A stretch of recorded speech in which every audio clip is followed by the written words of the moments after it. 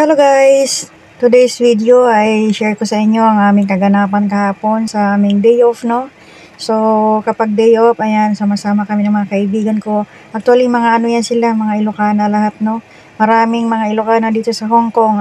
70% ng mga kunyang dito sa Hong Kong ay mga Ilocana. Ayan.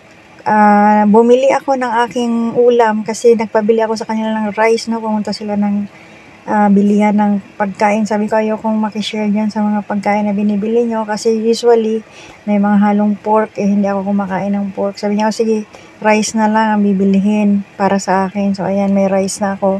So lumakad ako saglit para bumili ng aking ulam na ayan, isda. So pagdating ko, alas tapos na silang kumain, no? Ang daya talaga nila.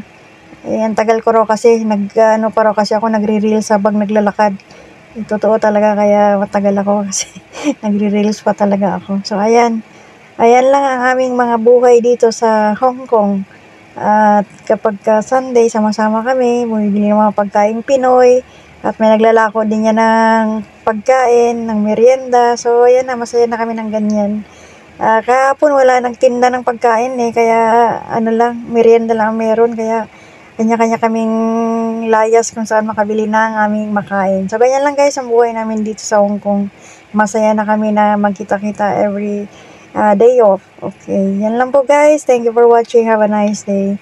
God bless us all and please don't forget to follow, like, and share my video.